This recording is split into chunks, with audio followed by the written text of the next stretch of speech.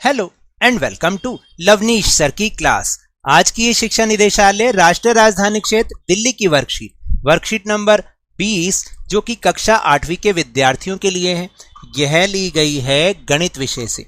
और आज इसमें हम सीखेंगे बहुभुज के बारे में, यानी बहुभुज का परिचय सीखेंगे। तो चलिए बिना समय गवाए शुरुआत करते हैं मेरे साथ और समझने की कोशिश करते हैं।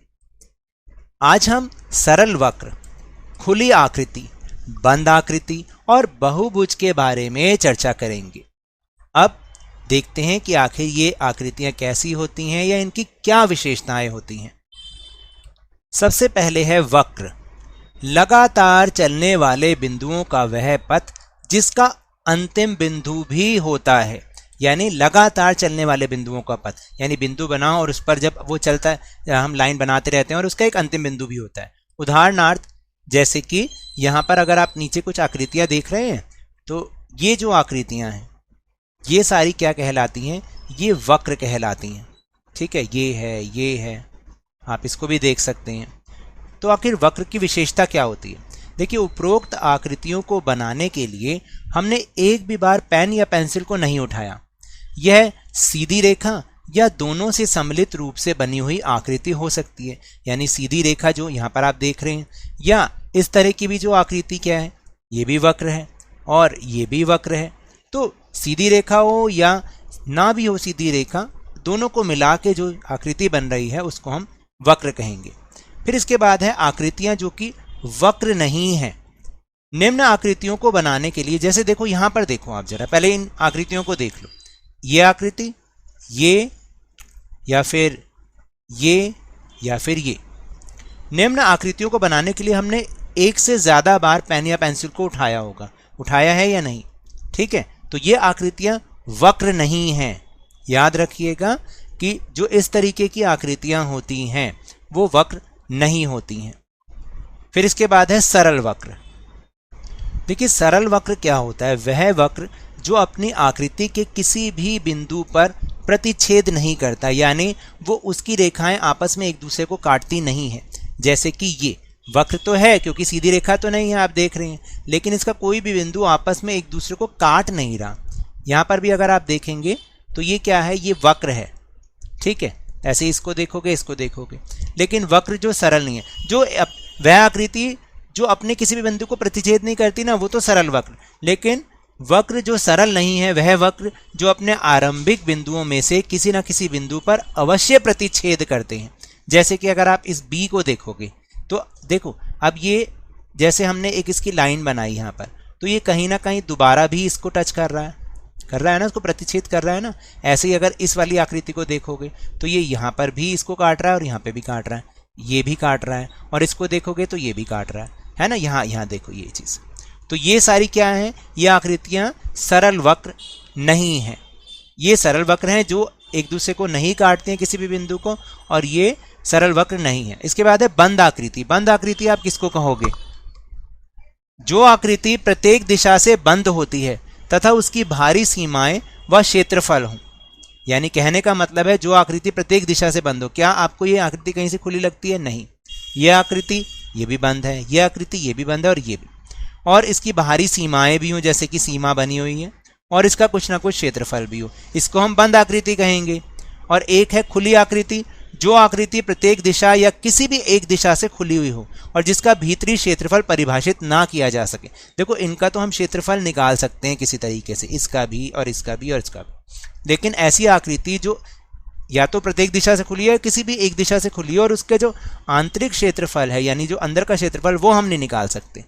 ठीक है, जैसे कि ये लाइन या ये आकृति, ये खुली आकृतियां कहलाती हैं। तो हमने अभी तक क्या पढ़ी?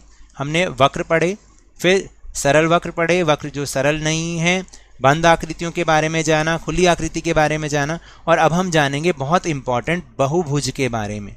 बहुभुज क्या होता है याद रखना, 3 या 3 से ज्यादा सीधे रेखा खंडों से बनी, यहाँ पर याद रखना है बात, 3 या फिर 3 से ज्यादा सीधे रेखाखंडों से बनी बंद आकृति सरल वक्र बहुभुज कहलाती है। सरल वक्र बहुभुज कहलाती है। जैसे कि ये आकृतियां देखो, इसमें कितनी रेखाखंड है? 1, 2 और 3, और ये एक बंद आकृति भी है।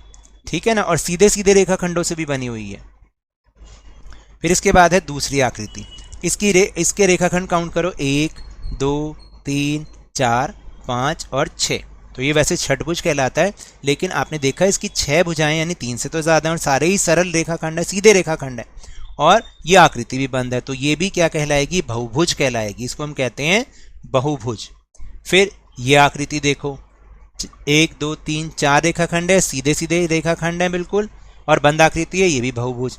अब इसको देखोगे ना आप, 1 2 3 4 5, फिर 6 7 8 9 और 10, आकृति बंद है, सीधे सीधे रेखाखंड भी हैं, ध्यान से देखोगे तो, ठीक है, कहीं से भी वक्र नहीं है। तो ये सारी आकृतियां क्या कहलाएंगी, बहुभुज। तो चलिए अब हम अपने बहुत आसान से एक क्रियाकलाप को करते हैं।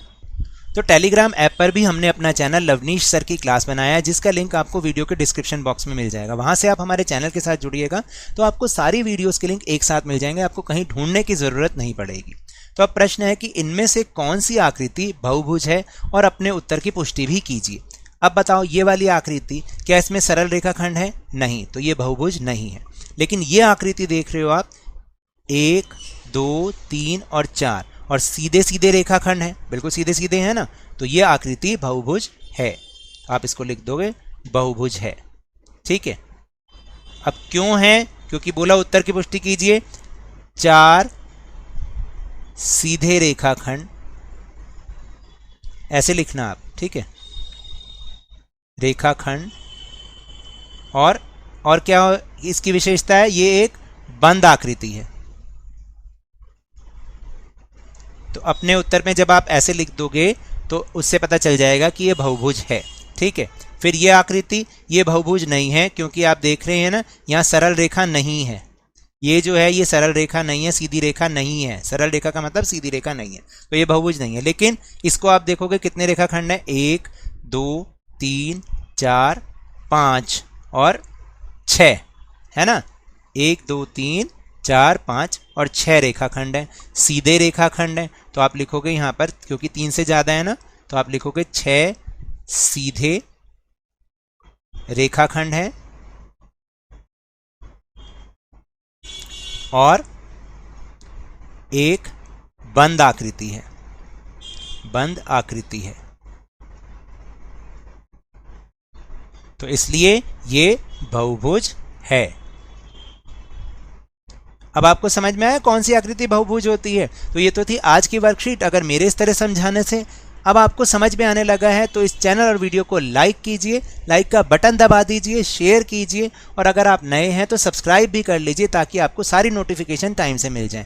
लेकिन याद रखिएगा, घर से बाहर निकलते समय मास्क अवश्य लगाएं, और जब भी आपकी बारी आए कोरोना का टीकाकरण जरूर करवाएं, क्योंकि कोरोना को हराना है और ज़िंदगी को एक बार फिर से सुहाना बनाना है। इसी उम्मीद के साथ बहुत बहुत धन्यवाद।